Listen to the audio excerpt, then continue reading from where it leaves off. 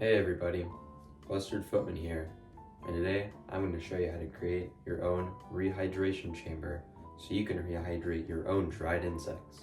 So for this tutorial, what you're going to need is a container, preferably labeled because we are going to use some mothballs which have some chemicals and you probably wouldn't want to breathe that in or any of your family members.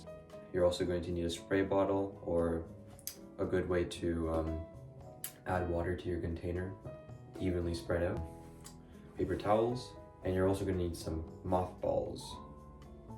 That thing. Yeah, let's get on with it. Alright, so your first step is to get your container, and you're going to want to stuff it up with paper towels. So let's get one layer in there.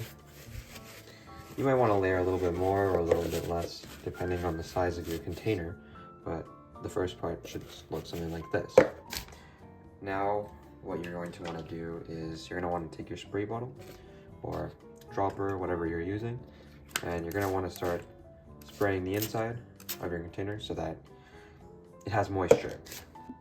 After the container is wet, you're going to want to take your specimen. In this scenario, I have a clear wing hummingbird moth, antenna gone, all legs gone. In this scenario, it doesn't really matter because I'd like it to be pinned on the front side, and that kind of stuff isn't really seen.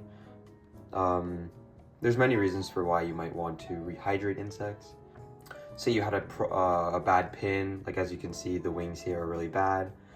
I was kind of sloppy. You're going to want to place it inside of your container. Perfect. And then you're going to want to cover it up again.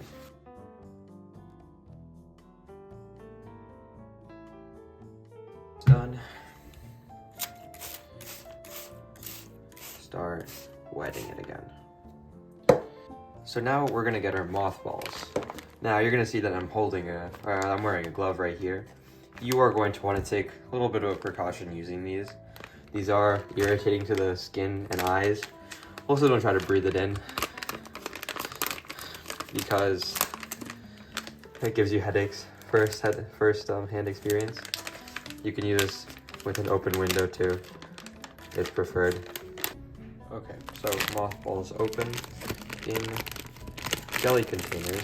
I prefer to use around 3, but your quantity might change depending on how many you use.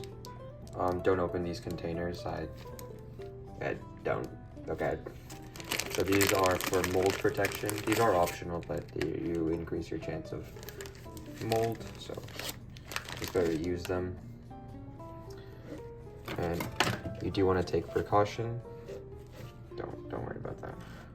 You want to take precaution with these. These are hazardous chemicals. Probably don't want to be inhaling them. They will smell like potent markers, and they'll give you headaches. So don't do it. And that's pretty much it. If you've done all these steps correctly, then you should have a proper rehydration chamber for insects. Now, times vary depending on container size or how many insects you have, but I'm gonna wait around 3 days from the size of my container. Hey everyone, it's been 3 days.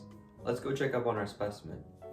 Alright, so immediately after waiting 3 days, I can notice a smell emanating from here. Not rot, but I can smell the mothballs pretty pungently. So just try your best not to breathe this in, as you know, as said before, these are fairly toxic chemicals. Oh my gosh, that smell is just awful. Oh my gosh. Ignoring the smell and just taking a look at our specimen, we can see that it is definitely a lot more flexible and it's much more malleable. This has been sitting out or just sitting in my closet for about 6 months, and it was obviously very brittle as it remained in a dry environment. Now, as you can see, I can very clearly move around its wings like that, and it's definitely ready for pinning. Now, as for the container, if it's washable, I do suggest you wash it. The mothballs inside, you probably want to throw out. If it's if it's a non-reusable container, then probably going to want to throw this out. These are one-time use, in my opinion at least, so yeah, use them one time. But yeah, as you can see, this is definitely much more flexible. You can move this wing a lot better now. And I'd say that this rehydration chamber is definitely a success. Now that we've reached the end of this video, I hope I've taught you how to properly make a rehydration chamber. If you have any suggestions, then leave them in the comments below. And until next time,